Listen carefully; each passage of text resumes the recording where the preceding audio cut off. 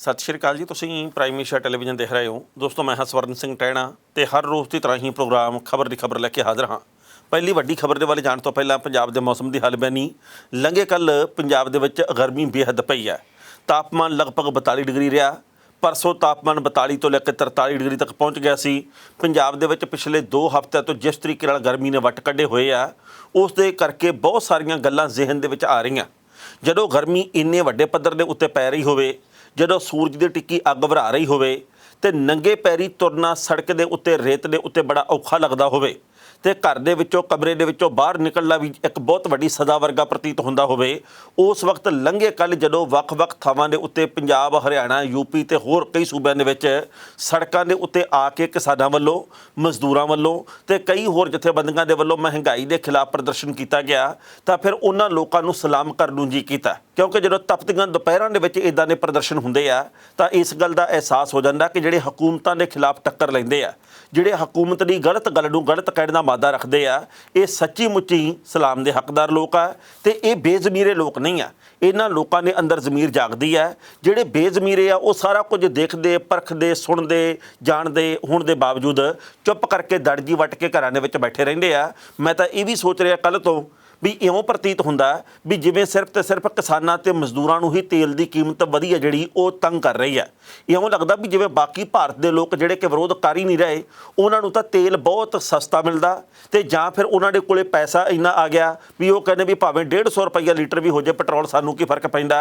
ਸੋ ਬੇਜ਼ਮੀਰੇ ਚੁੱਪ ਵੱਟੀ ਬੈਠੇ ਆ। ਜ਼ਮੀਰਾਂ ਵਾਲੇ ਲੋਕ ਆ ਜਿਹੜੇ ਉਹ ਇਸ ਵਕਤ ਸੜਕਾਂ ਦੇ ਉੱਤੇ ਆ।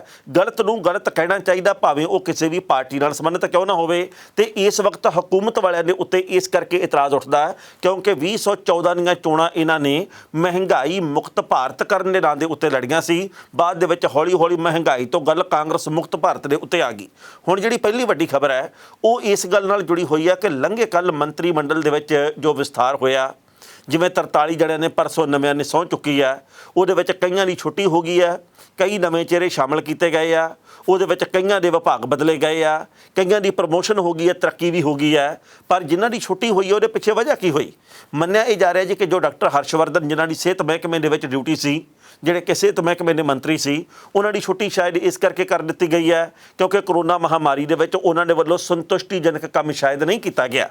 ਪ੍ਰਕਾਸ਼ ਜਾਵੜੇਕਰ ਜਿਨ੍ਹਾਂ ਦੇ ਕੋਲੇ IT ਮਹਿਕਮਾ ਸੀ, ਜਿਨ੍ਹਾਂ ਦੇ ਕੋਲੇ ਸੂਚਨਾ ਤੇ ਪ੍ਰਸਾਰਣ ਵਿਭਾਗ ਸੀ, ਸ਼ਾਇਦ ਇਸ ਕਰਕੇ ਉਹਨਾਂ ਦੀ ਛੁੱਟੀ ਕਰ ਦਿੱਤੀ ਗਈ ਹੈ ਕਿ ਵੱਖ-ਵੱਖ ਜਿਹੜੀਆਂ ਸੋਸ਼ਲ ਮੀਡੀਆ ਅਦਾਰੇ ਆ, ਜਿਹੜੀਆਂ ਕੰਪਨੀਆਂ, ਉਹਨਾਂ ਦੇ ਨਾਲ ਟਕਰਾਅ ਵਾਲੀ ਸਥਿਤੀ ਪੈਦਾ ਹੁੰਦੀ ਰਹੀ ਹੈ। ਸੋ ਕਾਨੂੰਨ ਮੰਤਰੀ ਦੀ ਵੀ ਛੁੱਟੀ ਹੋਈ ਹੈ। ਵੱਖ-ਵੱਖ ਕਾਰਨਾਂ ਦੇ ਕਰਕੇ ਕਹਿੰਦੇ ਵੀ ਛੁੱਟੀਆਂ ਹੁੱਕ ਕਰ ਦਿੱਤੀਆਂ ਗਈਆਂ। ਪਰ ਸਵਾਲ ਇਹ ਪੈਦਾ ਹੁੰਦਾ ਵੀ ਜਿਹੜੇ ਲੋਕਾਂ ਦੀ ਪ੍ਰਮੋਸ਼ਨ ਕੀਤੀ ਗਈ ਹੈ ਉਹਨਾਂ ਨੇ ਆਪਣੇ ਆਪਣੇ ਵਿਭਾਗ ਦੇ ਵਿੱਚ ਇਹੋ ਜਿਹਾ ਕਿਹੜਾ ਕੱਦੂ ਦੇ ਵਿੱਚ ਤੀਰ ਮਾਰਿਆ ਸੀ, ਇਹ ਸੋਚਣ ਵਿਚਾਰਨ ਵਾਲੀ ਗੱਲ ਹੈਗੀ ਆ। ਪਰ ਬਾਕੀ ਇਸ ਵਕਤ ਤਕੜੇ ਦਾ 37ਵੀਂ ਹੀ 100 ਵੀ ਹੈ ਤੇ ਪ੍ਰਧਾਨ ਮੰਤਰੀ ਸਾਹਿਬ ਨੂੰ ਜਿਵੇਂ ਠੀਕ ਲੱਗਦਾ ਹੈ ਉਹਨਾਂ ਨੇ ਉਵੇਂ ਵੀ ਕਰਨਾ। ਪਰ ਇਹ ਗੱਲ ਸੋਚਣ ਵਿਚਾਰਨ ਵਾਲੀ ਹੋਰ ਵੀ ਗੰਭੀਰ ਹੈ ਕਿ ਪੰਜਾਬ ਤੇ ਹਰਿਆਣੇ ਨੂੰ ਇਸ ਮੰਤਰੀ ਮੰਡਲ ਦੇ ਵਿੱਚੋਂ ਕਿਉਂ ਦਰਕਿਨਾਰ ਕਰ ਦਿੱਤਾ ਗਿਆ। ਕਈ ਸੂਬਿਆਂ ਨੂੰ ਤਾਂ ਬਹੁਤ ਜ਼ਬਰਦਸਤ ਭਾਗੀਦਾਰੀ ਮਿਲੀ ਹੈ, ਪਰ ਪੰਜਾਬ ਨੂੰ ਤੇ ਹਰਿਆਣੇ ਨੂੰ ਬਿਲਕੁਲ ਅੱਖੋਂ ਪਰੋਖੇ ਕਰ ਦਿੱਤਾ ਗਿਆ। ਪੰਜਾਬ ਤੋਂ ਸਿਰਫ ਇਸ ਵਕਤ ਇੱਕ ਕੇਂਦਰੀ ਮੰਤਰੀ ਹੈ, ਕੇਂਦਰੀ ਰਾਜ ਮੰਤਰੀ ਸੋਮ ਪ੍ਰਕਾਸ਼। ਆਸ ਇਸ ਗੱਲ ਦੀ ਕੀਤੀ ਜਾ ਰਹੀ ਸੀ ਵੀ 2022 ਦੀਆਂ ਚੋਣਾਂ ਦੇ ਮੱਦੇਨਜ਼ਰ ਸ਼ਾਇਦ ਉਹਨਾਂ ਨੂੰ ਕੈਬਨਿਟ ਮੰਤਰੀ ਬਣਾ ਦਿੱਤਾ ਜਾਊਗਾ, ਰਾਜ ਮੰਤਰੀ ਤੋਂ ਉੱਤੇ ਕਰ ਦਿੱਤਾ ਜਾਊਗਾ। ਇਸੇ ਤਰੀਕੇ ਨਾਲ ਆਸ ਇਸ ਗੱਲ ਦੀ ਸੀ ਵੀ ਜਿਹੜੇ ਇੱਥੋਂ ਦੇ ਹਰਿਆਣੇ ਦੇ ਜਲ ਸ਼ਕਤੀ ਮੰਤਰੀ ਹੈਗੇ ਆ, ਰਾਜ ਮੰਤਰੀ, ਉਹ ਸੀਗੇ ਰਮੇਸ਼ ਹੋਰੀ, ਉਹਨਾਂ ਦੇ ਕੋਲੋਂ ਅਸਤੀਫਾ ਲੈ ਲਿਆ ਗਿਆ। ਮੰਨਿਆ ਇਹ ਜਾ ਰਿਹਾ ਸੀ ਵੀ ਇਹਨਾਂ ਦੀ ਥਾਂ ਦੇ ਉੱਤੇ ਕਿਸੇ ਹੋਰ ਨੂੰ ਕੈਬਨਿਟ ਦੇ ਵਿੱਚ ਹਰਿਆਣੇ ਤੋਂ ਸ਼ਾਮਲ ਕੀਤਾ ਜਾਊਗਾ, ਪਰ ਕਿਸੇ ਨੂੰ ਵੀ ਨਹੀਂ ਕੀਤਾ ਗਿਆ। ਹਰਿਆਣਾ ਵੀ ਸੁੰਨਾ, ਪੰਜਾਬ ਵੀ ਸੁੰਨਾ। ਇਹਦੇ ਪਿੱਛੇ ਕਾਰਨ ਵੱਡਾ ਇਹੀ ਮੰਨਿਆ ਜਾ ਰਿਹਾ ਕਿ ਪ੍ਰਧਾਨ ਮੰਤਰੀ ਨਰਿੰਦਰ ਮੋਦੀ, ਅਮਿਤ ਸ਼ਾਹ, JP ਨੱਡਾ ਤੇ ਬਾਕੀ ਜਿਹੜੇ ਹੋਰ ਸੀਨੀਅਰ ਨੇਤਾ, ਉਹ ਪੰਜਾਬ ਤੇ ਹਰਿਆਣੇ ਦੇ ਵਿੱਚ ਜਿਹੜਾ ਸਿਖਰ ਦੇ ਉੱਤੇ ਕਿਸਾਨ ਅੰਦੋਲਨ ਚੱਲ ਰਿਹਾ, ਇਹਦੇ ਕਰਕੇ ਖਾਸੇ ਨਾਰਾਜ਼ ਆ, ਇਸੇ ਕਰਕੇ ਖਾਸੇ ਗੁੱਸੇ ਦੇ ਵਿੱਚ ਹੈ। ਇਸ ਕਰਕੇ ਉਹਨਾਂ ਨੇ ਪੰਜਾਬ ਨੂੰ ਤੇ ਹਰਿਆਣੇ ਨੂੰ ਦਰਕਿਨਾਰ ਕਰ ਦਿੱਤਾ। ਪੰਜਾਬ ਨੂੰ ਤਾਂ ਵੈਸੇ ਵੀ ਕੇਂਦਰ ਦੀ ਸਰਕਾਰ ਨੇ ਲੰਮੇ ਸਮੇਂ ਤੋਂ ਦਰਕਿਨਾਰ ਕੀਤਾ ਹੋਇਆ। ਇਹ ਤਾਂ ਪੰਜਾਬ ਦੀਆਂ ਕੁਝ ਕੁ ਸਰਕਾਰਾਂ ਜਾਂ ਕੁਝ ਕੁ ਰਾਜਨੀਤਿਕ ਪਾਰਟੀਆਂ ਉਹ ਆਪਣੀ ਹੋਂਦ ਨੂੰ ਦਰਸਾਉਣ ਦੇ ਲਈ ਮਾੜਾ ਮੋਟਾ ਰੌਲਾ ਪਾਉਂਦੀਆਂ, ਜਾਂ ਪੰਜਾਬ ਦੇ ਜਿਹੜੇ ਲੋਕ ਆ ਉਹ ਰੌਲਾ ਪਾਉਂਦੇ ਜੀ ਕਿ ਅਸੀਂ ਵੀ ਇੱਕ ਵੱਖਰੀ ਨਿਆਰੀ ਹਸਤੀ ਦੇ ਮਾਲਕ ਹਾਂ ਤੇ ਹੈਗੇ ਵੀ ਆ। ਸਭ ਤੋਂ ਵੱਧ ਕੁਰਬਾਨੀਆਂ ਪੰਜਾਬੀਆਂ ਦੀਆਂ, ਆਜ਼ਾਦੀ ਦੇ ਸੰਗਰਾਮ ਦੀ ਗੱਲ ਕਰ ਲਈਏ, ਹੋਰ ਵੱਖ-ਵੱਖ ਥਾਵਾਂ ਦੇ ਉੱਤੇ ਜਿਹੜੀਆਂ ਲੜਾਈਆਂ ਲੜੀਆਂ ਗਈਆਂ ਉਹਦੀ ਗੱਲ ਕਰ ਲਈਏ, ਪਰ ਪੰਜਾਬ ਨੂੰ ਹਮੇਸ਼ਾ ਹਾਸ਼ੀਏ ਦੇ ਉੱਤੇ ਧੱਕਿਆ ਗਿਆ। ਪਹਿਲਾਂ ਇਸ ਰਿਪੋਰਟ ਦਾ ਵੇਰਵਾ ਤੇ ਫਿਰ ਕਰਾਂਗੇ ਟਿੱਪਣੀ। ਪ੍ਰਧਾਨ ਮੰਤਰੀ ਨਰਿੰਦਰ ਮੋਦੀ ਨੇ ਆਪਣੇ ਮੰਤਰੀ ਮੰਡਲ ਦੇ ਵਿੱਚ ਬੁੱਧਵਾਰ ਨੂੰ ਕੀਤੇ ਗਏ ਬਦਲਾਅ ਦੇ ਵਿੱਚ ਪੰਜਾਬ ਤੇ ਹਰਿਆਣਾ ਨੂੰ ਨਿਰਾਸ਼ ਕੀਤਾ। ਅਕਾਲੀ ਦਲ ਦੀ ਸੰਸਦ ਮੈਂਬਰ ਹਰਸਿਮਰਤ ਕੌਰ ਬਾਦਲ ਦੇ ਅਸਤੀਫੇ ਕਰਕੇ ਖਾਲੀ ਹੋਏ ਅਹੁਦੇ ਤੇ ਪੰਜਾਬ ਤੋਂ ਕਿਸੇ ਵੀ ਮੰਤਰੀ ਨੂੰ ਨਹੀਂ ਲਾਇਆ ਗਿਆ। ਇਸੇ ਤਰ੍ਹਾਂ ਕੇਂਦਰੀ ਜਲ ਸ਼ਕਤੀ ਰਾਜ ਮੰਤਰੀ ਦੇ ਅਹੁਦੇ ਤੋਂ ਰਤਨ ਲਾਲ ਕਟਾਰੀਆ ਦੇ ਅਸਤੀਫੇ ਨਾਲ ਹਰਿਆਣਾ ਦੀ ਭਾਗੀਦਾਰੀ ਨੂੰ ਵੀ ਘੱਟ ਕਰ ਦਿੱਤਾ ਗਿਆ।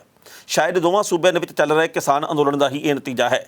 ਰਤਨ ਲਾਲ ਕਟਾਰੀਆ ਦੇ ਅਸਤੀਫੇ ਤੋਂ ਬਾਅਦ ਇਹ ਮੰਨਿਆ ਜਾ ਰਿਹਾ ਸੀ ਕਿ ਖਾਲੀ ਹੋਈ ਸੀਟ ਹਰਿਆਣਾ ਤੋਂ ਹੀ ਭਰੀ ਜਾਵੇਗੀ, ਪਰ ਉਮੀਦਾਂ ਨੂੰ ਖੰਭ ਨਹੀਂ ਲੱਗੇ। ਹਾਲਾਂਕਿ ਇਹ ਮੰਨਿਆ ਜਾ ਰਿਹਾ ਸੀ ਕਿ ਹਰਿਆਣੇ ਦੀ ਮੋਦੀ ਮੰਤਰੀ ਮੰਡਲ ਵਿੱਚ ਭਾਗੀਦਾਰੀ ਵਧਾਉਣ ਦੀ ਸੰਭਾਵਨਾ ਘੱਟ ਹੈ ਤੇ ਅਜਿਹਾ ਹੀ ਹੋਇਆ। ਇਸੇ ਤਰ੍ਹਾਂ ਪੰਜਾਬ ਦੇ ਵਿੱਚ ਅਗਲੇ ਸਾਲ ਦੀ ਸ਼ੁਰੂਆਤ ਦੇ ਵਿੱਚ ਹੋਣ ਜਾ ਰਹੀਆਂ ਵਿਧਾਨ ਸਭਾ ਦੀਆਂ ਚੋਣਾਂ ਦੇ ਮੱਦੇਨਜ਼ਰ ਕੇਂਦਰੀ ਕੈਬਨਿਟ ਦੇ ਵਿੱਚ ਮੰਤਰੀ ਦਾ ਅਹੁਦਾ ਮਿਲਣ ਦੀ ਉਮੀਦ ਕੀਤੀ ਜਾ ਰਹੀ ਸੀ, ਪਰ ਉਮੀਦਾਂ ਨੂੰ ਨਿਰਾਸ਼ਾ ਹੀ ਮਿਲੀ, ਕਿਉਂਕਿ ਅਕਾਲੀ ਦਲ ਤੇ ਭਾਜਪਾ ਗੱਠਜੋੜ ਦੇ ਟੁੱਟਣ ਤੋਂ ਬਾਅਦ ਹਰਸਿਮਰਤ ਕੌਰ ਬਾਦਲ ਦੀ ਕੈਬਨਿਟ ਸੀਟ ਖਾਲੀ ਹੋਈ ਸੀ। ਉਮੀਦ ਕੀਤੀ ਜਾ ਰਹੀ ਸੀ ਕਿ ਸ਼ਾਇਦ ਪੰਜਾਬ ਨੂੰ ਕੈਬਨਿਟ ਮੰਤਰੀ ਮਿਲ ਸਕਦਾ ਹੈ। ਸੋਮ ਪ੍ਰਕਾਸ਼ ਦਲਿਤ ਭਾਈਚਾਰੇ ਤੋਂ ਆਉਂਦੇ ਨੇ ਤੇ ਪੰਜਾਬ ਦੇ ਵਿੱਚ ਇਸ ਵਰਗ ਦਾ ਵੱਡਾ ਵੋਟ ਬੈਂਕ ਹੈ। ਆਸ ਸੀ ਕਿ ਸੋਮ ਪ੍ਰਕਾਸ਼ ਨੂੰ ਆਉਣ ਵਾਲੀਆਂ ਵਿਧਾਨ ਸਭਾ ਚੋਣਾਂ ਕਰਕੇ ਮੰਤਰੀ ਮੰਡਲ ਦੇ ਵਿੱਚ ਥਾਂ ਮਿਲ ਸਕਦੀ ਹੈ। ਮੋਦੀ ਸਰਕਾਰ ਦੇ ਨਵੇਂ ਮੰਤਰੀ ਮੰਡਲ ਦੇ ਵਿਸਥਾਰ ਦੇ ਵਿੱਚ ਜਾਤੀ ਸਮੀਕਰਨ ਦੇ ਉੱਤੇ ਵੱਧ ਜ਼ੋਰ ਦਿੱਤਾ ਗਿਆ ਤੇ ਨਾਲ ਹੀ ਚੋਣ ਸਮੀਕਰਨ ਦੇ ਵੱਲ ਵੀ ਪੂਰਾ ਖਿਆਲ ਕੀਤਾ ਗਿਆ। ਇਸ ਲੜੀ ਦੇ ਵਿੱਚ ਕਿਸੇ ਨੂੰ ਨਿਰਾਸ਼ਾ ਮਿਲੀ ਤੇ ਕਿਸੇ ਨੂੰ ਆਪਣੀ ਮਿਹਨਤ ਦਾ ਸਹੀ ਫਲ ਵੀ ਮਿਲਿਆ। ਹਰਿਆਣਾ ਦੀ ਗੱਲ ਕਰੀਏ ਤਾਂ ਉੱਥੇ ਕੋਈ ਵੀ ਕੈਬਨਿਟ ਮੰਤਰੀ ਨਹੀਂ, ਪਰ ਮੁੱਖ ਮੰਤਰੀ ਮਨੋਹਰ ਲਾਲ ਖੱਟੜ ਦਾ ਕੰਮ ਕੇਂਦਰ ਦੀਆਂ ਸਾਰੀਆਂ ਯੋਜਨਾਵਾਂ ਨੂੰ ਲਾਗੂ ਕਰਨ ਵਾਸਤੇ ਜਾਰੀ ਹੈ। ਕਿਹਾ ਜਾ ਰਿਹਾ ਕਿ ਕਿਸਾਨਾਂ ਦੇ ਅੰਦੋਲਨ ਤੇ ਕਰੋਨਾ ਕਰਕੇ ਸੂਬਾ ਸਰਕਾਰ ਦਾ ਅਕਸ ਪ੍ਰਭਾਵਿਤ ਹੋਇਆ। ਅਜਿਹੀ ਸਥਿਤੀ ਵਿੱਚ ਇਹਨਾਂ ਲੋਕ ਭਲਾਈ ਸਕੀਮਾਂ ਰਾਹੀਂ ਲੋਕਾਂ ਦੇ ਵਿੱਚ ਆਪਣੇ ਆਪ ਨੂੰ ਸਾਬਤ ਕਰਨ ਦੀ ਕੋਸ਼ਿਸ਼ ਕੀਤੀ ਜਾ ਰਹੀ ਹੈ। ਇਸ ਖਬਰ ਦੇ ਉੱਤੇ ਟਿੱਪਣੀ ਕਰਦੇ ਦੋਸਤੋ, ਪਹਿਲੀ ਗੱਲ ਤਾਂ ਅਸੀਂ ਕਹਾਂਗੇ ਕਿ ਜੋ ਕੇਂਦਰ ਦੀ ਸਰਕਾਰ ਦੇ ਵੱਲੋਂ ਪੰਜਾਬ ਤੇ ਹਰਿਆਣਾ ਨੂੰ ਦਰਕਿਨਾਰ ਕੀਤਾ ਗਿਆ, ਇਹਦੇ ਉੱਤੇ ਮੈਨੂੰ ਬਹੁਤ ਹੀ ਹੈਰਾਨੀ ਨਹੀਂ ਹੋਈ। ਖਾਸ ਕਰਕੇ ਪੰਜਾਬ ਨੂੰ ਦਰਕਿਨਾਰ ਕਰਨ ਦੇ ਉੱਤੇ ਤਾਂ ਬਿਲਕੁਲ ਵੀ ਹੈਰਾਨੀ ਨਹੀਂ ਹੋਈ, ਕਿਉਂਕਿ ਪੰਜਾਬ ਦੇ ਵਿੱਚ ਬੀਜੇਪੀ ਕਿੰਨੀ ਕੁ ਪਸੰਦ ਆ ਲੋਕਾਂ ਦੀ, ਖਾਸ ਕਰਕੇ ਪੇਂਡੂ ਖੇਤਰ ਦੇ ਲੋਕਾਂ ਦੀ, ਇਹਦੇ ਬਾਰੇ ਆਪਾਂ ਜਾਣਦੇ ਹੀ ਹਾਂ। ਪੰਜਾਬ ਦੇ ਵਿੱਚ ਤੇ ਬਾਕੀ ਭਾਰਤ ਦੇ ਵੱਖ-ਵੱਖ ਹਿੱਸਿਆਂ ਦੇ ਵਿੱਚ ਵੀ ਬੀਜੇਪੀ ਦਾ ਸ਼ਹਿਰੀ ਵੋਟ ਬੈਂਕ ਮੰਨੀ ਜਾਂਦੀ ਆ, ਪਰ ਇਸ ਵਕਤ ਸ਼ਹਿਰੀ ਵੋਟ ਬੈਂਕ ਆ ਜਿਹੜੀ ਉਹ ਕਿੰਨੇ ਹਿੱਸਿਆਂ 'ਚ ਵੰਡੀ ਪਈ ਹੈ ਤੇ ਸ਼ਹਿਰੀ ਖੇਤਰ ਨਾਲ ਜੁੜੇ ਹੋਏ ਲੋਕ, ਖਾਸ ਕਰਕੇ ਵਪਾਰੀ ਵਰਗ ਆ ਜਿਹੜਾ, ਉਹ ਕਿੰਨੇ ਵੱਡੇ ਪੱਧਰ ਦੇ ਉੱਤੇ ਨਿਰਾਸ਼ਾ ਦੇ ਆਲਮ ਦੇ ਵਿੱਚ ਹੈ। ਇਹਦੇ ਬਾਬਤ ਸਮੇਂ-ਸਮੇਂ ਦੇ ਉੱਤੇ ਖਬਰਾਂ ਮਿਲਦੀਆਂ ਰਹਿੰਦੀਆਂ। GST ਤੋਂ ਬਾਅਦ, ਉਸ ਤੋਂ ਪਹਿਲਾਂ ਨੋਟਬੰਦੀ, ਬਾਅਦ ਦੇ ਵਿੱਚ ਕਈ ਤਰੀਕੇ ਹੋਰ ਬਣੇ, ਜਿਹਦੇ ਕਰਕੇ ਇਸ ਵਕਤ ਵਪਾਰੀ ਵਰਗ ਦਾ ਲੱਕ ਟੁੱਟਿਆ ਪਿਆ। ਉੱਤੋਂ ਕਰੋਨਾ ਮਹਾਮਾਰੀ ਨੇ 1.5 ਸਾਲ ਦੇ ਵਿੱਚ ਵਪਾਰੀ ਵਰਗ ਨੂੰ ਐਸਾ ਝੰਬਿਆ ਕਿ ਉਹ 1.5 ਸਾਲ ਹੋਰ ਹਾਲੇ ਪੈਰਾਂ ਸਿਰ ਖੜਾ ਨਹੀਂ ਹੋ ਸਕਦਾ। ਇਸ ਕਰਕੇ ਪੰਜਾਬ ਦੇ ਵਿੱਚ ਨਾ ਤਾਂ ਬੀਜੇਪੀ ਨੂੰ ਇਸ ਵਕਤ ਬਹੁਤਾ ਪਸੰਦ ਕੀਤਾ ਜਾਂਦਾ ਤੇ ਨਾ ਹੀ ਕੋਈ ਐਡੀ ਚਮਤਕਾਰ ਦੀ ਹਾਲ ਦੀ ਘੜੀ ਆਸ ਪ੍ਰਤੀਤ ਹੁੰਦੀ ਹੈ। ਕੱਲ੍ਹ ਨੂੰ ਕੋਈ ਇਹੋ ਜਿਹੀ ਯੋਜਨਾ ਲਾਗੂ ਹੋ ਜੇ, ਕੱਲ੍ਹ ਨੂੰ ਕੋਈ ਚਮਤਕਾਰ ਹੋ ਜੇ, ਹੋ ਸਕਦਾ ਬੀਜੇਪੀ ਪੈਰਾਂ ਸਿਰ ਵੀ ਹੋ ਜੇ, ਪਰ ਅੱਜ ਪੰਜਾਬ ਦੇ ਵਿੱਚ ਬੀਜੇਪੀ ਨੂੰ ਚੁਣੌਤੀ ਤੋਂ ਬਿਨਾਂ ਕੁਝ ਵੀ ਨਹੀਂ। ਤੇ ਕੱਲੀ ਰਿਪੋਰਟ ਆ ਜਿਹੜੀ ਉਹ ਇਸ ਵਕਤ ਕੇਂਦਰ ਦੀ ਸਰਕਾਰ ਤੱਕ ਪਹੁੰਚਦੀ ਵੀ ਹੈ, ਪ੍ਰਧਾਨ ਮੰਤਰੀ ਮੋਦੀ ਤੇ ਅਮਿਤ ਸ਼ਾਹ ਤੱਕ ਪਹੁੰਚਦੀ ਹੈ। ਇਸੇ ਕਰਕੇ ਸ਼ਾਇਦ ਉਹ ਜਦੋਂ ਇਹ ਜਾਣਦੇ ਆ ਕਿ ਪੰਜਾਬ ਦੇ ਲੋਕ ਸਾਨੂੰ ਪਸੰਦ ਨਹੀਂ ਕਰਦੇ ਜਦੋਂ, ਤੇ ਫਿਰ ਅਸੀਂ ਕਿਹੜੀ ਗੱਲੋਂ ਉਹਨਾਂ ਦੀ ਗੱਲ ਨੂੰ ਮੰਨਣਾ, ਫਿਰ ਕਿਹੜੀ ਗੱਲੋਂ ਪੰਜਾਬ ਦੇ ਵਿੱਚੋਂ ਇੱਕ ਕੈਬਨਿਟ ਮੰਤਰੀ ਬਣਾਉਣਾ। ਮਨੋਹਰ ਲਾਲ ਖੱਟੜ ਦੀ ਸਰਕਾਰ ਹਰਿਆਣੇ ਦੇ ਵਿੱਚ ਹੈ, ਖੱਟੜ ਮੋਦੀ ਸਰਕਾਰ ਦਾ ਸਾਰਾ ਘਰ ਆਪਣੇ ਤੌਰ ਦੇ ਉੱਤੇ ਪੂਰਾ ਕਰ ਰਿਹਾ। ਇਸ ਕਰਕੇ ਸ਼ਾਇਦ ਉੱਥੋਂ ਵੀ ਇਸੇ ਕਰਕੇ ਨਹੀਂ ਕਿਸੇ ਨੂੰ ਮੰਤਰੀ ਲਿਆ ਗਿਆ ਕੇਂਦਰ ਦੇ ਵਿੱਚ, ਤਾਂ ਜੋ ਇਹ ਦੱਸਿਆ ਜਾ ਸਕੇ ਕਿ ਤੁਹਾਡੇ ਪ੍ਰਤੀ ਵੀ ਸਾਡੇ ਮਨ ਦੇ ਵਿੱਚ ਕਿੰਨੀ ਨਿਰਾਸ਼ਾ, ਕਿੰਨੀ ਨਾਰਾਜ਼ਗੀ ਵਧੀ ਹੋਈ ਹੈ। ਇੱਕ ਗੱਲ ਹੋਰ ਦੱਸਣੀ ਬਣਦੀ ਹੈ, ਜਿਹੜੀ ਕਿ ਕਿਸਾਨ ਅੰਦੋਲਨ ਦੇ ਨਾਲ ਹੀ ਜੋੜ ਕੇ ਦੇਖੀ ਜਾ ਰਹੀ ਹੈ। ਭਾਰਤ ਦੇ ਵਿੱਚ ਇਸ ਵਕਤ ਸਾਰੀਆਂ ਚੀਜ਼ਾਂ, ਸਾਰੀਆਂ ਥਾਵਾਂ ਖੁੱਲ੍ਹ ਗਈਆਂ, ਭਾਵੇਂ ਯੂਨੀਵਰਸਿਟੀਆਂ, ਕਾਲਜ ਹੋਣ, ਭਾਵੇਂ ਇੱਥੇ ਆਈਲੈਟ ਸੈਂਟਰ ਹੋਣ, ਭਾਵੇਂ ਇੱਥੇ ਸਕੂਲ ਹੋਣ, ਭਾਵੇਂ ਸੈਰ ਸਪਾਟੇ ਵਾਲੀਆਂ ਥਾਵਾਂ ਹੋਣ, ਜਿਮ ਹੋਣ, ਸਿਨੇਮੇ ਹੋਣ, ਭੀੜ ਭਰੇ ਬਾਜ਼ਾਰ ਹੋਣ, ਰੇਲਵੇ ਸਟੇਸ਼ਨ ਹੋਣ, ਬੱਸ ਅੱਡੇ ਹੋਣ, ਯਾਨੀ ਕਿ ਹਰ ਥਾਂ ਦੇ ਉੱਤੇ ਕੁਰਬਲ ਹੈ। ਹਰ ਥਾਂ ਦੇ ਉੱਤੇ ਧਾਰਮਿਕ ਥਾਂ ਵੀ ਖੁੱਲ੍ਹ ਗਈ ਆ, ਭਾਵੇਂ ਮੰਦਰ ਆ, ਗੁਰਦੁਆਰਾ, ਮਸਜਿਦ ਆ, ਗਿਰਜਾ, ਡੇਰਾ ਘਰ ਆ, ਕੋਈ ਹੋਰ ਥਾਂ। ਪਰ ਇਸ ਦੇ ਬਾਵਜੂਦ ਕਰਤਾਰਪੁਰ ਸਾਹਿਬ ਦਾ ਲਾਂਘਾ ਹਾਲੇ ਤੱਕ ਖੋਲ੍ਹਿਆ ਨਹੀਂ ਗਿਆ। ਇਸ ਲਾਂਘੇ ਨੂੰ ਨਾ ਖੋਲ੍ਹਣ ਦੇ ਉੱਤੇ ਬੀਬੀ ਜਗੀਰ ਕੌਰ ਨੇ ਵੀ ਰੌਲਾ ਪਾਇਆ। ਇਸ ਤੋਂ ਇਲਾਵਾ ਗਿਆਨੀ ਹਰਪ੍ਰੀਤ ਸਿੰਘ ਹੋਰਾਂ ਦੇ ਵੱਲੋਂ ਵੀ ਮੁੱਦਾ ਚੁੱਕਿਆ ਗਿਆ। ਉਹਨਾਂ ਨੇ ਇਹ ਗੱਲ ਕਹੀ ਹੈ ਜੀ ਕਿ ਕਾਰਨ ਕੀ ਆ, ਕੇਂਦਰ ਦੀ ਸਰਕਾਰ ਦੇ ਮਨ ਦੇ ਵਿੱਚ ਕੀ ਬਦਨੀਤੀ ਆ ਜਿਹਦੇ ਕਰਕੇ ਲਾਂਘਾ ਨਹੀਂ ਖੋਲ੍ਹਿਆ ਜਾ ਰਿਹਾ। ਤੇ ਲੋਕਾਂ ਦੇ ਵੱਡੇ ਹਿੱਸੇ ਦਾ ਇਹ ਮੰਨਣਾ ਵੀ ਕੇਂਦਰ ਦੀ ਸਰਕਾਰ ਨੂੰ ਆਸ ਸੀ ਵੀ ਜੇਕਰ ਅਸੀਂ ਕਰਤਾਰਪੁਰ ਸਾਹਿਬ ਦਾ ਲਾਂਘਾ ਖੋਲ੍ਹ ਦਿੰਦੇ ਆ ਤਾਂ ਪੰਜਾਬ ਦੇ ਲੋਕ, ਖਾਸ ਕਰਕੇ ਸਿੱਖ ਭਾਈਚਾਰੇ ਦੀ ਵੋਟ ਆ ਜਿਹੜੀ ਉਹ ਬੀਜੇਪੀ ਦੇ ਹੱਕ ਦੇ ਵਿੱਚ ਭੁਗਤ ਜੂਗੀ। ਪਰ ਹੁਣ ਜਿਸ ਤਰੀਕੇ ਦੇ ਨਾਲ ਲੰਮੇ ਸਮੇਂ ਤੋਂ 8 ਮਹੀਨਿਆਂ ਤੋਂ ਪੰਜਾਬ ਦੇ ਤੇ ਹੋਰ ਵੱਖ-ਵੱਖ ਸੂਬਿਆਂ ਦੇ ਜਿਹੜੇ ਕਿਸਾਨ ਆ ਉਹ ਸੰਘਰਸ਼ ਦੇ ਰਾਹ ਦੇ ਉੱਤੇ ਪਏ ਹੋਏ ਆ, ਸਿੱਖ ਭਾਈਚਾਰੇ ਦਾ ਵੀ ਬਹੁਤ ਵੱਡਾ ਇਹਦੇ ਵਿੱਚ ਯੋਗਦਾਨ ਆ, ਪੰਜਾਬ ਦੀ ਕਿਸਾਨੀ ਸੰਘਰਸ਼ ਦੇ ਰਾਹ ਦੇ ਉੱਤੇ ਤੁਰ ਰਹੀ ਹੈ। ਇਸੇ ਗੱਲ ਦੇ ਗੁੱਸੇ ਦੇ ਵਿੱਚ ਕਰਤਾਰਪੁਰ ਸਾਹਿਬ ਦਾ ਲਾਂਘਾ ਵੀ ਨਹੀਂ ਖੋਲ੍ਹਿਆ ਜਾ ਰਿਹਾ। ਕਹਿਣ ਦਾ ਭਾਵ ਹੈ ਵੀ ਜਦੋਂ ਸਾਰੇ ਪਾਸੇ ਕਰੋਨਾ ਖਤਮ ਹੋ ਰਿਹਾ, ਹਰ ਥਾਂ ਖੋਲ੍ਹੀ ਜਾ ਰਹੀ ਹੈ, ਤਾਂ ਕਰੋਨਾ ਇਕੱਲਾ ਕਰਤਾਰਪੁਰ ਸਾਹਿਬ ਦੇ ਲਾਂਘੇ ਦੇ ਮੂਹਰੇ ਖੜਾ। ਇਹਦੇ ਪਿੱਛੇ ਕਾਰਨ ਰਾਜਨੀਤਿਕ ਇਹੀ ਹੈ ਵੀ ਕਿਸਾਨ ਅੰਦੋਲਨ ਦੇ ਕਰਕੇ ਮੋਦੀ ਸਰਕਾਰ ਨੂੰ ਝਟਕਾ ਲੱਗਾ ਤੇ ਉਹ ਇਸੇ ਕਰਕੇ ਪੰਜਾਬ ਦੇ ਲੋਕਾਂ ਦੀਆਂ ਮੰਗਾਂ ਮੰਨ ਕੇ ਰਾਜ਼ੀ ਨਹੀਂ ਵੀ ਜਦੋਂ ਤੁਸੀਂ ਸਾਡੀ ਗੱਲ ਹੀ ਨਹੀਂ ਮੰਨਣੀਗੀ, ਜਦੋਂ ਤੁਸੀਂ ਸਾਡੇ ਹੱਕ ਦੇ ਵਿੱਚ ਹੀ ਨਹੀਂ, ਜਦੋਂ ਤੁਸੀਂ ਸਾਡੀ ਹਰ ਗੱਲ ਦੇ ਉੱਤੇ ਖਿਲਾਫਤ ਕਰਦੇ ਆ, ਫਿਰ ਅਸੀਂ ਵੀ ਤੁਹਾਡੀ ਗੱਲ ਦੇ ਉੱਤੇ ਗੌਰ ਫਰਮਾਈ ਨਹੀਂ ਕਰਾਂਗੇ। ਯਾਨੀ ਕਿ ਸਿੱਧੇ ਤੇ ਅਸਿੱਧੇ ਤਰੀਕੇ ਦੇ ਨਾਲ ਪੰਜਾਬ ਨੂੰ ਲਗਾਤਾਰ ਸਜ਼ਾ ਦਿੱਤੀ ਜਾ ਰਹੀ ਹੈ। ਇਹ ਸਜ਼ਾ ਭਾਵੇਂ ਪੈਕੇਜ ਘਟਾ ਕੇ ਹੋਵੇ, ਇਹ ਸਜ਼ਾ ਭਾਵੇਂ ਗੇੜੇ ਕਢਵਾ ਕੇ ਹੋਵੇ, ਇਹ ਸਜ਼ਾ ਭਾਵੇਂ GST ਦੇ ਬਣਦੇ ਆਪਦੇ ਪੈਸੇ ਕੇਂਦਰ ਤੋਂ ਲੈਣੇ ਹੋਣ ਉਹ ਨਹੀਂ ਮਿਲਦੇ ਇਸ ਰੂਪ ਦੇ ਵਿੱਚ ਹੋਵੇ, ਇਹ ਭਾਵੇਂ ਕਰਤਾਰਪੁਰ ਸਾਹਿਬ ਦਾ ਲਾਂਘਾ ਨਾ ਖੁੱਲ੍ਹਣ ਦੇ ਰੂਪ ਦੇ ਵਿੱਚ ਹੋਵੇ, ਇਹ ਭਾਵੇਂ ਪੰਜਾਬ ਤੋਂ ਕੋਈ ਕੈਬਨਿਟ ਦੇ ਵਿੱਚ ਮੰਤਰੀ ਨਹੀਂ ਲਿਆ ਕੇਂਦਰ ਨੇ ਇਹਦੇ ਰੂਪ ਦੇ ਵਿੱਚ ਹੋਵੇ, ਪਰ ਸਜ਼ਾ ਤਾਂ ਸਜ਼ਾ ਹੀ ਹੈ ਤੇ ਸਜ਼ਾ ਦੇਣ ਦੀ ਲਗਾਤਾਰ ਕੋਸ਼ਿਸ਼ ਕੀਤੀ ਜਾ ਰਹੀ ਹੈ। ਪਰ ਕਿਸਾਨ ਕਹਿੰਦੇ ਕੋਈ ਗੱਲ ਨਹੀਂ, ਅੱਗੇ ਵੀ ਸਾਨੂੰ ਤੁਹਾਡੇ ਤੋਂ ਬਹੁਤੀਆਂ ਆਸਾਂ ਨਹੀਂ ਸੀ, ਹੁਣ ਤਾਂ ਹੈ ਹੀ ਨਹੀਂ, ਪਰ ਜਿੰਨੀ ਦੇਰ ਤੱਕ ਅਸੀਂ ਜਿੱਤਦੇ ਨਹੀਂ ਉਨੀ ਦੇਰ ਤੱਕ ਘਰਾਂ ਨੂੰ ਮੁੜਦੇ ਨਹੀਂ। ਗੁਰਨਾਮ ਸਿੰਘ ਚੜੂਨੀ ਦੇ ਬਿਆਨ ਦੇ ਉੱਤੇ ਤਿਲਮਲਾਈ ਪਈ ਹੈ ਬੀਜੇਪੀ, ਕਿਉਂਕਿ ਗੁਰਨਾਮ ਸਿੰਘ ਚੜੂਨੀ ਨੇ ਕਿਹਾ ਸੀ ਕਿ ਪੰਜਾਬ ਦੇ ਕਿਸਾਨ ਨੇਤਾਵਾਂ ਨੂੰ ਆਪਣੀ ਪਾਰਟੀ ਬਣਾ ਕੇ ਚੋਣਾਂ ਲੜਨੀਆਂ ਚਾਹੀਦੀਆਂ। ਹਾਲਾਂਕਿ ਸੰਯੁਕਤ ਕਿਸਾਨ ਮੋਰਚੇ ਦੇ ਵਿੱਚ ਜਿਹੜੀਆਂ ਪੰਜਾਬ ਦੀਆਂ ਕਿਸਾਨ ਜਥੇਬੰਦੀਆਂ ਉਹਨਾਂ ਦੇ ਵੱਲੋਂ ਇਹ ਗੱਲ ਕਹੀ ਗਈ ਕਿ ਚੜੂਨੀ ਸਾਹਿਬ ਦੇ ਇਹ ਆਪਣੇ ਨਿੱਜੀ ਤੌਰ ਦੇ ਉੱਤੇ ਵਿਚਾਰ ਹੋ ਸਕਦੇ ਆ, ਸਾਡਾ ਇਹੋ ਜਿਹਾ ਕੋਈ ਇਰਾਦਾ ਨਹੀਂ ਕਿ ਅਸੀਂ ਅੰਦੋਲਨ ਜਿੱਤੇ ਤੋਂ ਬਿਨਾਂ ਆਪਦੀ ਪਾਰਟੀ ਬਣਾ ਕੇ ਤੇ ਚੋਣਾਂ ਲੜਨ ਦੀ ਇੱਛਾ ਪਾਲੀਏ। ਪਰ ਜਿਨ੍ਹਾਂ ਨੇ ਵਿਰੋਧ ਕਰਨਾ ਖਾਸ ਕਰਕੇ ਬੀਜੇਪੀ ਦੇ ਨੇਤਾਵਾਂ ਨੇ, ਉਹਨਾਂ ਨੇ ਤਾਂ ਸਿਰ ਦੇ ਉੱਤੇ ਅਸਮਾਨ ਚੱਕ ਲਿਆ। ਪਰ ਹੁਣ ਜਿਹੜੀ ਅਗਲੀ ਖਬਰ ਹੈ ਉਹ ਇਹ ਆ ਵੀ ਗੁਰਨਾਮ ਸਿੰਘ ਚੜੂਨੀ ਨੇ ਲੰਮੇ ਹੱਥੀ ਲਿਆ ਬੀਜੇਪੀ ਨੂੰ ਤੇ ਉਹਨਾਂ ਲੋਕਾਂ ਨੂੰ ਜਿਹੜੇ ਇਹ ਗੱਲ ਕਹਿੰਦੇ ਆ ਵੀ ਕਿਸਾਨ ਤਾਂ ਬੈਠੀ ਇੱਥੇ ਰਾਜਨੀਤੀ ਕਰਨ ਦੇ ਲਈ ਆ। ਉਹਨਾਂ ਨੇ ਕਿਹਾ ਵੀ ਰਾਜਨੀਤੀ ਕਿਸੇ ਦੇ ਪਿਓ ਦੀ ਜਗੀਰ ਹੈ। ਇਹ ਜਿਹੜੇ ਬੀਜੇਪੀ ਵਾਲੇ ਜਾਂ ਹੋਰ ਵੱਖ-ਵੱਖ ਰਾਜਨੀਤਿਕ ਪਾਰਟੀਆਂ ਨਾਲ ਜੁੜੇ ਲੋਕ ਆ, ਇਹ ਮਾਂ ਦੇ ਢਿੱਡ ਦੇ ਵਿੱਚੋਂ ਹੀ ਰਾਜਨੀਤਿਕ ਵਿਅਕਤੀ ਬਣ ਕੇ ਨਿਕਲੇ ਆ। ਇਹ ਜਦੋਂ ਧਰਤੀ ਦੇ ਉੱਤੇ ਆਏ ਇਹ ਵੀ ਸਧਾਰਨ ਮਨੁੱਖ ਦੇ ਤੌਰ ਦੇ ਉੱਤੇ ਆਏ। ਕਿਸੇ ਦਾ ਪਿਛੋਕੜ ਰਾਜਨੀਤੀ ਨਾਲ ਜੁੜਿਆ ਹੋ ਸਕਦਾ, ਕਿਸੇ ਦਾ ਬਾਪ ਦਾਦਾ ਹੋਵੇ, ਪਰ ਸਾਰਿਆਂ ਦੇ ਬਾਪ ਦਾਦੇ ਰਾਜਨੀਤੀ ਨਾਲ ਜੁੜੇ ਹੋਣ ਇਹ ਗੱਲ ਜ਼ਰੂਰੀ ਨਹੀਂ ਆ। ਇਸ ਕਰਕੇ ਉਹਨਾਂ ਨੇ ਕਿਹਾ ਜੀ ਕਿ ਜੇਕਰ ਕੋਈ ਰਾਜਨੀਤੀ ਦੇ ਵਿੱਚ ਅੱਜ ਆਉਂਦਾ ਹੈ ਤਾਂ ਕਿਸੇ ਨੂੰ ਕੀ ਸਮੱਸਿਆ, ਕਿਸੇ ਨੂੰ ਕੀ ਤਕਲੀਫ ਹੈ ਵੀ ਜੇ ਅੱਜ ਕਿਸਾਨ ਆਪਣੀ ਪਾਰਟੀ ਬਣਾ ਕੇ ਚੋਣ ਲੜ ਲੈਂਦੇ ਆ ਤਾਂ ਦੁੱਖ ਇਸ ਗੱਲ ਦਾ ਕਿਉਂ ਆ? ਕਿਉਂ ਇਹ ਗੱਲ ਕਹੀ ਜਾ ਰਹੀ ਹੈ ਕਿ ਕਿਸਾਨ ਤਾਂ ਚੋਣ ਲੜ ਨਹੀਂ ਸਕਦੇ? ਮਤਲਬ ਇਹ ਆ ਵੀ ਤੁਸੀਂ ਅਸੁਰੱਖਿਅਤ ਮਹਿਸੂਸ ਕਰਦੇ ਜੇਕਰ ਕਿਸਾਨ ਖੜੇ ਹੋ ਜਾਂਦੇ ਤਾਂ, ਤੇ ਤੁਹਾਨੂੰ ਅਸੁਰੱਖਿਆ ਮਹਿਸੂਸ ਕਰਾਉਣੀ ਹੀ ਸਾਡਾ ਇੱਕਮਾਤਰ ਫਰਜ਼ ਵੀ ਹੈ ਤੇ ਸਾਡਾ ਇੱਕਮਾਤਰ ਟੀਚਾ ਵੀ ਹੈ। ਕਿਉਂਕਿ ਜੇਕਰ ਤੁਸੀਂ ਸਾਡੀ ਸੁਰੱਖਿਆ ਦਾ ਜ਼ਿੰਮਾ ਨਹੀਂ ਚੁੱਕਦੇ ਤਾਂ ਫਿਰ ਅਸੀਂ ਤੁਹਾਡੀਆਂ ਕੁਰਸੀਆਂ, ਤੁਹਾਡੀਆਂ ਗੱਦੀਆਂ ਸੁਰੱਖਿਅਤ ਨਹੀਂ ਰਹਿਣ ਦੇਣੀਆਂ। ਯਾਨੀ ਕਿ ਗੁਰਨਾਮ ਸਿੰਘ ਚੜੂਨੀ ਨੇ ਲੰਮੇ ਹੱਥੀ ਲਿਆ ਬੀਜੇਪੀ ਦੇ ਉਹਨਾਂ ਨੇਤਾਵਾਂ ਨੂੰ ਜਿਹੜੇ ਕਿ ਇਹ ਗੱਲ ਕਹਿੰਦੇ ਆ ਵੀ ਕਿਸਾਨ ਤਾਂ ਹੈ ਹੀ ਰਾਜਨੀਤੀ ਕਰਨ ਵਾਸਤੇ ਬੈਠੇ, ਇਹਨਾਂ ਦਾ ਕੋਈ ਖੇਤੀ ਕਾਨੂੰਨ ਮਕਸਦ ਨਹੀਂ, ਇਹ ਤਾਂ ਕਰੋੜਾਂ ਅਰਬਾਂ ਰੁਪਈਆ ਇਕੱਠਾ ਕਰਕੇ ਤੇ ਸਿਰਫ ਚੋਣਾਂ ਲੜਨ ਦੇ ਲਈ ਬੈਠੇ ਆ। ਇਹ ਗੱਲ ਗਰੇਵਾਲ ਨੇ ਵੀ ਕਹੀ ਤੇ ਮਨੋਹਰ ਲਾਲ ਖੱਟੜ ਹੋਰਾਂ ਨੇ ਵੀ ਕਹੀ। ਇਹ ਸਭ ਦੇ ਚੱਲਦਿਆਂ ਲੰਘੇ ਕੱਲ੍ਹ ਭਾਰਤ ਦੇ ਕੁਝ ਸੂਬਿਆਂ ਦੇ ਵਿੱਚ ਜਿਸ ਕਦਰ ਕਿਸਾਨਾਂ, ਮਜ਼ਦੂਰਾਂ ਤੇ ਹੋਰ ਭਾਈਚਾਰਿਆਂ ਦੇ ਲੋਕਾਂ ਦੇ ਵੱਲੋਂ ਸਿਲੰਡਰ ਸੜਕਾਂ ਦੇ ਉੱਤੇ ਲਿਆ ਕੇ ਪ੍ਰਦਰਸ਼ਨ ਕੀਤਾ ਗਿਆ, ਮਹਿੰਗਾਈ ਦੇ ਖਿਲਾਫ ਸੜਕਾਂ ਦੇ ਉੱਤੇ ਟਰੈਕਟਰ ਤੇ ਹੋਰ ਵਹੀਕਲ ਖੜੇ ਕਰਕੇ ਮੋਦੀ ਸਰਕਾਰ ਦਾ ਪਿੱਟ ਸਿਆਪਾ ਕੀਤਾ ਗਿਆ। ਇਸ ਤੋਂ ਬਾਅਦ ਇੱਕ ਗੱਲ ਦਾ ਤਾਂ ਪਤਾ ਲੱਗ ਗਿਆ ਵੀ ਜਾਗਦੀਆਂ ਜ਼ਮੀਰਾਂ ਵਾਲੇ ਲੋਕਾਂ ਨੇ ਇਹ ਦਰਸਾ ਦਿੱਤਾ ਵੀ ਟੈਂਪਰੇਚਰ ਭਾਵੇਂ 47 ਤੇ ਪਹੁੰਚ ਜੇ ਤੇ ਭਾਵੇਂ 55 ਤੇ ਪਹੁੰਚ ਜੇ, ਅਸੀਂ ਇੱਥੇ ਖੜੇ ਹਾਂ, ਅਸੀਂ ਡੋਲਣ ਵਾਲਿਆਂ ਦੇ ਵਿੱਚੋਂ ਬਿਲਕੁਲ ਨਹੀਂ ਆ। ਤੇ ਜਿਨ੍ਹਾਂ ਨੇ ਏਸੀ ਕਮਰੇ ਦੇ ਵਿੱਚ ਬੈਠ ਕੇ ਨੁਕਸ ਕੱਢਣੇ ਆ, ਕਿਸਾਨ ਤਾਂ ਵਿਕ ਗਏ ਹਨ, ਕਿਸਾਨ ਤਾਂ ਵਿਹਲੇ ਹਨ, ਕਿਸਾਨਾਂ ਕੋਲੇ ਤਾਂ ਮੁੱਦਾ ਕੋਈ ਨਹੀਂ, ਇਹ ਤਾਂ ਰਾਜਨੀਤਿਕ ਲੋਕਾਂ ਦੇ ਝੋਲੀ ਚੱਕ ਹਨ। ਉਹਨਾਂ ਲੋਕਾਂ ਦੀ ਵਿਦਵਤਾ ਉਹਨਾਂ ਨੂੰ ਮੁਬਾਰਕ ਆ, ਦੁਖੀ ਦਾ ਉਹਨਾਂ ਦਾ ਕੋਈ ਯੋਗਦਾਨ ਨਹੀਂ ਇਸ ਮਾਮਲੇ ਦੇ ਵਿੱਚ, ਪਰ ਫਿਰ ਵੀ ਉਹ ਨਿਤ ਨਵੀਂ ਛੁਰਲੀ ਛੱਡਦੇ ਆ ਤੇ ਇਸ ਗੱਲ ਤੋਂ ਬਾਜ਼ ਨਹੀਂ ਆਉਂਦੇ। ਪਹਿਲਾਂ ਇਸ ਰਿਪੋਰਟ ਦਾ ਵੇਰਵਾ ਸਾਂਝਾ ਕਰਦੇ ਆ ਵੀ ਲੰਘੇ ਕੱਲ੍ਹ ਕਿਸ ਤਰੀਕੇ ਦੇ ਨਾਲ ਕਿਸਾਨਾਂ ਦੇ ਵੱਲੋਂ ਪ੍ਰਦਰਸ਼ਨ ਕੀਤੇ ਗਏ ਆ ਤੇ ਬਾਅਦ ਵਿੱਚ ਕਰਾਂਗੇ ਟਿੱਪਣੀ। ਸੰਯੁਕਤ ਕਿਸਾਨ ਮੋਰਚੇ ਦੇ ਸੱਦੇ ਦੇ ਉੱਤੇ ਪੈਟਰੋਲ, ਡੀਜ਼ਲ ਤੇ ਰਸੋਈ ਗੈਸ ਦੀਆਂ ਵਧੀਆਂ ਕੀਮਤਾਂ ਦੇ ਖਿਲਾਫ ਦੇਸ਼ ਭਰ ਦੇ ਕਿਸਾਨ ਸੜਕਾਂ ਦੇ ਉੱਤੇ ਨੇ। ਪੰਜਾਬ, ਹਰਿਆਣਾ ਤੇ ਚੰਡੀਗੜ੍ਹ ਸਣੇ ਕਿਸਾਨ ਵੱਧ ਰਹੀ ਮਹਿੰਗਾਈ ਖਿਲਾਫ ਟਰੈਕਟਰਾਂ, ਸਕੂਟਰਾਂ, ਮੋਟਰਸਾਈਕਲਾਂ, ਕਾਰਾਂ ਤੇ ਵੱਖ-ਵੱਖ ਵਹੀਕਲਾਂ ਤੇ ਖਾਲੀ ਸਿਲੰਡਰਾਂ ਦੇ ਨਾਲ ਸੜਕਾਂ ਦੇ ਉੱਤੇ ਪ੍ਰਦਰਸ਼ਨ ਕਰਨ ਵਾਸਤੇ ਉਤਰੇ। ਇਸ ਪ੍ਰਦਰਸ਼ਨ ਦੀ ਖਾਸ ਗੱਲ ਇਹ ਰਹੀ ਜਿੱਥੇ ਕਿਸਾਨਾਂ ਨੂੰ ਆਮ ਲੋਕਾਂ ਦਾ ਸਮਰਥਨ ਮਿਲ ਰਿਹਾ ਉੱਥੇ ਟ੍ਰੈਫਿਕ ਦੇ ਵਿੱਚ ਵੀ ਕੋਈ ਰੁਕਾਵਟ ਨਹੀਂ ਪਾਈ ਗਈ। ਉਹਨਾਂ ਨੇ ਸੜਕ ਦੇ ਕੰਢੇ ਦੇ ਉੱਤੇ ਖੜੇ ਹੋ ਕੇ ਧਰਨੇ ਦੇ ਵਿੱਚ ਸ਼ਾਂਤਮਈ ਢੰਗ ਨਾਲ ਮਹਿੰਗਾਈ ਖਿਲਾਫ ਵਿਰੋਧ ਪ੍ਰਦਰਸ਼ਨ ਕੀਤਾ। ਕਿਸਾਨ ਆਗੂਆਂ ਨੇ ਕਿਹਾ ਕਿ ਕੇਂਦਰ ਦੀ ਸਰਕਾਰ ਨੇ ਪਹਿਲਾਂ 3 ਖੇਤੀ ਕਾਨੂੰਨ ਲਿਆ ਕੇ ਕਿਸਾਨੀ ਨੂੰ ਤਬਾਹ ਕੀਤਾ ਤੇ ਹੁਣ ਮਹਿੰਗਾਈ ਦੇ ਕਰਕੇ ਲੋਕਾਂ ਦੀ ਨੀਂਦ ਉਡਾ ਦਿੱਤੀ ਗਈ ਹੈ। ਅੰਤਰਰਾਸ਼ਟਰੀ ਬਾਜ਼ਾਰ ਦੇ ਵਿੱਚ ਕੱਚੇ ਤੇਲ ਦੀਆਂ ਕੀਮਤਾਂ ਘਟ ਰਹੀਆਂ ਨੇ, ਪਰ ਭਾਰਤ ਦੇ ਵਿੱਚ ਤੇਲ ਦੀਆਂ ਕੀਮਤਾਂ ਲਗਾਤਾਰ ਵਧ ਰਹੀਆਂ ਨੇ। ਦੂਜੇ ਪਾਸੇ ਗੈਸ ਸਿਲੰਡਰਾਂ ਦੀ ਕੀਮਤ ਵਧ ਰਹੀ ਹੈ। ਇਸ ਮੌਕੇ ਕਿਸਾਨ, ਮਜ਼ਦੂਰ, ਨੌਜਵਾਨ, ਵਿਦਿਆਰਥੀ, ਔਰਤਾਂ, ਕਰਮਚਾਰੀ, ਦੁਕਾਨਦਾਰ, ਟਰਾਂਸਪੋਰਟਰ, ਵਪਾਰੀ ਤੇ ਹਰ ਵਰਗ ਦੇ ਲੋਕ ਸ਼ਾਮਲ ਸਨ।